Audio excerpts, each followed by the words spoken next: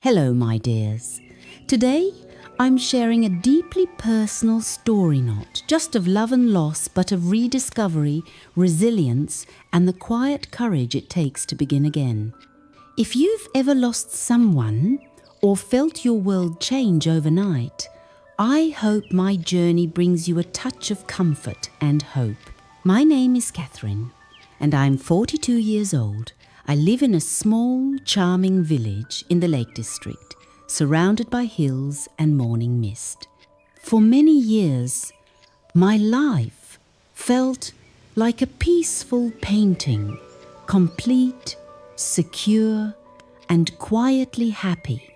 I was married to a wonderful man, Henry. He was a bit older than I, with a soft voice and clever eyes. We met when I was still studying literature at university. He owned a bookshop, and I used to visit just to browse and, truthfully, to see him. He was kind, cultured, and warm-hearted. We married shortly after I graduated.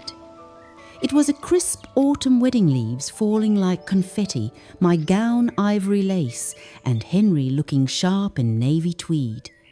We built a lovely life together. 2 beautiful children followed Oliver, now 12, and Isabel, 10. They were the joy of our home. Henry was supportive and wise. He encouraged me to learn the family publishing business, saying, "One must always be prepared, my love." I listened, but never imagined I'd need to take the reins alone. One evening, during a dinner party celebrating a new book deal, Henry's face flushed red. He said he felt warm. Hours later, he collapsed in our bedroom. His heart simply stopped. I called for help, but by the time the ambulance arrived, it was too late. For weeks, I barely left my bed. I felt untethered. My children were grieving too. One morning, Isabel touched my hand and said, "Mummy, please come back to us." That small voice sparked something in me. I began running the business and looking after my children, outwardly strong, inwardly hollow. Then, one rainy afternoon while clearing a drawer, I found a letter. Henry had written it weeks before he passed. It read, "Catherine, love is not just what we share now, it's what you carry on. Don't let the world dim your light. Live boldly for you and the children." His words became my anchor. 4 years went by. I kept to myself, never entertaining the idea of another man. Then one spring, I joined a local embroidery circle at the village hall, mostly for the tea and chatter. There, I met a woman named Martha, and through her, I met James's younger brother. James was 33, tall, witty, with dishevelled hair and eyes like the Irish Sea. I felt Nervish was younger and carefree. I assumed he wouldn't see me as more than an older widow, but he did.